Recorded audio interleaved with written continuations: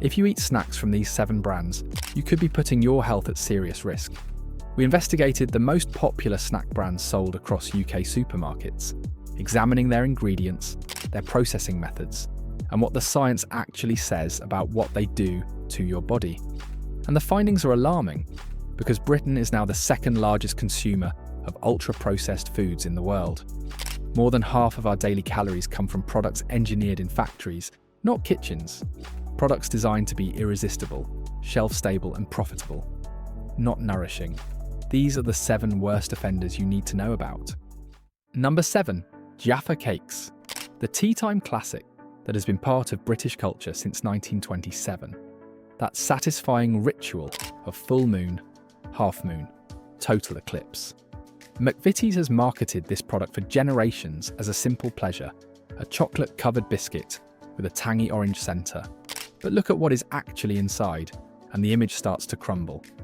The first ingredient is not flour, it is not egg, it is not orange, it is glucose-fructose syrup, a highly refined sweetener that the body processes differently from regular sugar, bypassing normal satiety signals.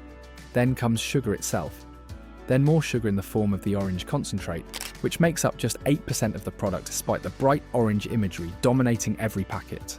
The chocolate coating is not just chocolate.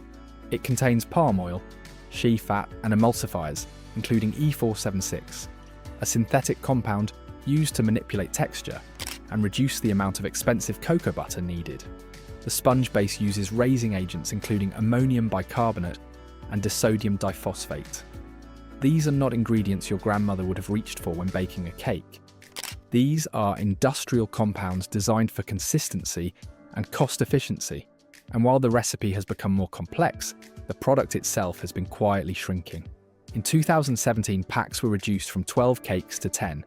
Then in 2018, the festive tube dropped from 48 cakes to 40, a 16.7% reduction that made the Royal Statistical Society's Statistics of the Year list. But the most cunning move came in 2025, when McVitie's shrank the individual cakes themselves by 10%. The diameter dropped from 5.5 centimeters to 5 centimeters. The orange center shrank from 4 centimeters to 3. The weight fell from 12.2 grams to 11 grams. And crucially, the overall weight was removed from the front of the packaging entirely, making it nearly impossible for shoppers to notice. A retail expert noted that cutting the cake size, rather than removing cakes from the pack, combined with no weight displayed on the box, makes it incredibly difficult to spot. You would need to turn detective just to understand what you are actually buying. But Jaffa Cakes are just the beginning. The next brand takes processing to another level entirely. Number 6, Doritos, the tortilla chip that conquered Britain. That bold crunch, that intense flavour dust coating your fingers, that taste so strong it lingers long after the packet is empty. Doritos are marketed as a fun, shareable snack. But what makes them so irresistible is not luck. It is engineering. The base is corn, but not corn as you would recognise it. The manufacturing process involves extrusion, where raw ingredients are forced through machinery under immense pressure and heat, fundamentally altering their structure before any seasoning is even applied.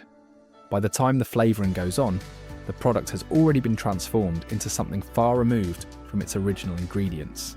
The UK Cool Original flavour contains corn, rapeseed oil, and a seasoning blend that includes malic acid, sodium acetates, citric acid, monosodium glutamate, disodium 5 prime ribonucleotide, sugar, glucose syrup, cheese powder, flavourings, and annatto colouring.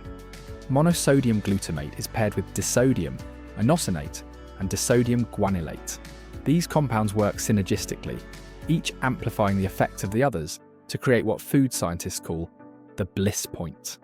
The precise combination that maximizes cravings and makes it nearly impossible to stop eating. This is not a happy accident. Laboratories spend years perfecting these ratios.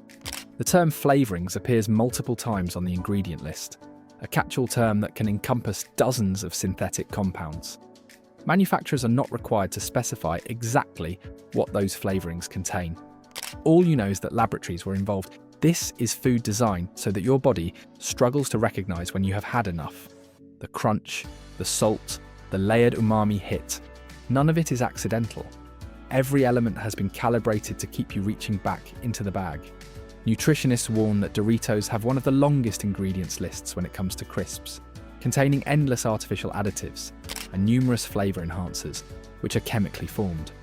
And if Doritos represent the science of flavor manipulation, the next brand shows what happens when a childhood favorite gets the full factory treatment. Number 5. Monster Munch, a British lunchbox staple since 1977. Those puffy monster claw shapes, that pungent pickled onion tang, the satisfying crunch that generations of schoolchildren have loved. Monster Munch feels nostalgic, playful, almost innocent. But the product on shelves today is not the same one your parents remember. The original Monster Munch, launched by Smiths as the Prime Monster, was reformulated after Walker's acquired the brand. In 1995, the snack was relaunched with completely new shapes made, using a twin-screw extruder rather than the original single-screw process, and the base was changed to 100% maize. The manufacturing process involves mixing maize into batches, then forcing it through industrial extruders under pressure to form those distinctive pour shapes. This is not baking in any traditional sense, it is industrial transformation. The pickled onion flavour contains maize, rapeseed oil, and a seasoning blend featuring flavourings, whey permeate, onion powder, sugar, monosodium glutamate, disodium 5'-ribonucleotide, salt, potassium chloride, garlic powder, hydrolyzed soya protein, citric acid, and spices. The roast beef variety adds wheat flour, rusk, and ammonia caramel colouring, the same compound used to colour cola. When Channel 4's Snack Masters programme challenged professional chefs to recreate Monster Munch from scratch, they discovered it was essentially impossible. The chefs could not replicate the weird, aerated texture and pungent acid hit without ordering an industrial extruding machine from China. Even with professional kitchens and years of culinary training, they could not come close. Think about what that means. A product that requires factory equipment to produce. A snack that cannot be made in any home kitchen, no matter how skilled the cook. This is not food in any traditional sense. This is industrial manufacturing, dressed up in cartoon monster packaging, and sold to children as a treat.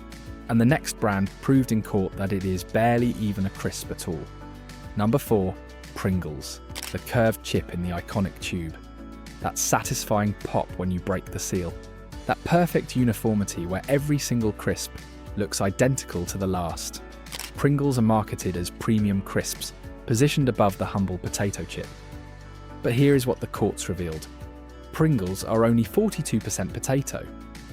In 2008, Procter & Gamble went to court in the UK, arguing that Pringles should not be classified as potato crisps at all.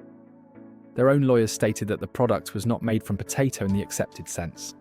The shape, they argued, is not found in nature. The base is a manufactured dough of dehydrated potato flakes mixed with corn flour, wheat flour, and rice flour, moulded into that distinctive saddle curve, fried, then coated with additives. The Court of Appeal ultimately ruled that Pringles have enough potato-ness to be classified as crisps, a decision that cost the manufacturer £160 million in fiat. But the case revealed how far removed the product is from anything resembling a real potato crisp. The UK original flavour contains dehydrated potatoes, sunflower oil, corn flour, wheat flour, rice flour, maltodextrin, emulsifier E471, rapeseed oil, salt, and annatonorbixin colouring. E471, or mono and diglycerides of fatty acids, is a fat chemically derived from palm oil that binds these disparate ingredients into a uniform dough. Flavoured varieties add even more. Wheat starch, modified maize starch, monosodium glutamate, disodium guanylate, disodium inosinate, maltodextrin, glucose syrup powder, and multiple acids appear across the range. The manufacturing is precisely controlled. The specific ratio of potato flakes to starches releases flavour compounds at an optimal rate, enhancing perceived saltiness without increasing actual sodium content. Every tube delivers exactly the same taste and texture, because this is not cooking. It is industrial chemistry designed for global consistency. But if Pringles sit at the edge of what can be called a crisp, the next brand represents the corruption of something that was once genuinely good. Number 3, Cadbury.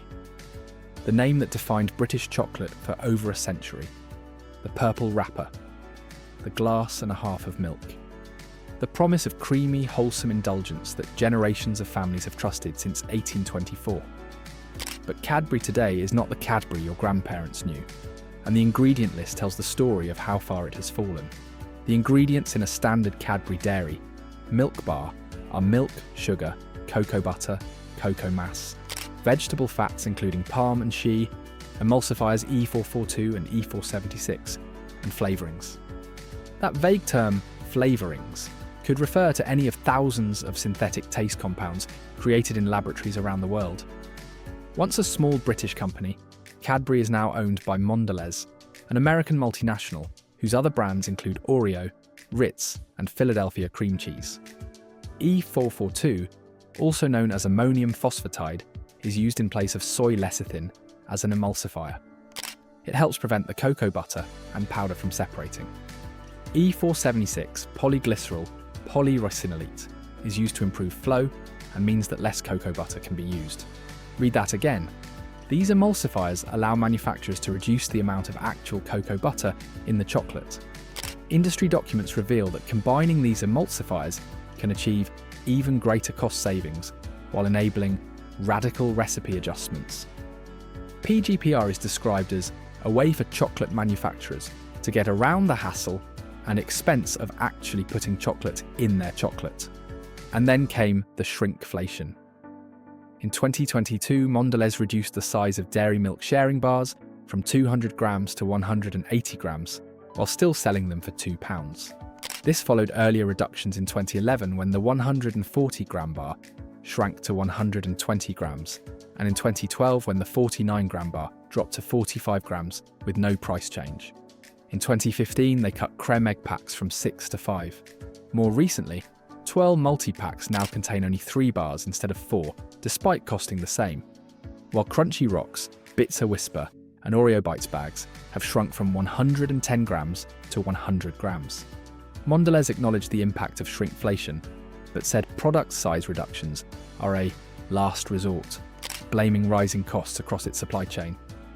But consumers are not fooled. Online reviews note that the chocolate Dao Mao doesn't taste as good as it usually does after recipe changes. The glass and a half is getting smaller. The chocolate is getting cheaper to produce. And the purple wrapper is hiding more than it reveals. If Cadbury represents the decline of British chocolate, the next brand proves the same thing happened to our biscuits. Number 2, McVitie's, Britain's biscuit institution. The chocolate digestive that was voted the nation's favourite for dunking in tea. The brand that has been baking since 1830 and holds a royal warrant. If any biscuit brand should be trustworthy, it should be this one. But look beyond the heritage packaging and the familiar red and gold wrapper, and you will find a product that has drifted far from anything resembling traditional baking. The ingredients for McVitie's milk chocolate digestives include flour, milk chocolate containing sugar, cocoa butter, cocoa mass, dried skimmed milk, dried whey, butter oil, vegetable fats from palm and shea, emulsifiers soya lecithin and E476, natural flavouring, then palm oil, wholemeal wheat flour, sugar, glucose fructose syrup, raising agent sodium bicarbonate, malic acid, and ammonium bicarbonate, plus salt. Even the plain original digestive contains flour, vegetable oil from palm, wholemeal wheat flour, sugar, partially inverted sugar syrup, raising agents, and salt. Palm oil appears prominently in both versions. While McVitie's states its palm oil is RSPO certified, palm oil remains a highly processed industrial fat far removed from traditional butter or lard that would have been used in homemade biscuits. The shrinkflation has been relentless. In 2018, McVitie's announced that the 500-gram pack of digestives would reduce to 400 grams, taking 7 biscuits away from a packet of 34. Then in 2023, standard packs were cut again from 400 grams to 360 grams, while multi-packs of Penguin and Club biscuits were reduced from 8 bars to 7. Not only did the packs shrink, but the price increased. McVitie's digestive packs went from £1.80 to £2, while simultaneously losing 10% of their contents. Research found that digestive biscuits have been hit the hardest by shrinkflation, with the unit cost increasing by 129% since 2014, while packs have decreased in size by 28%. That means British consumers are paying more than double per biscuit compared to a decade ago. Parent company Pladis blamed unprecedented rise in input costs and inflationary pressures.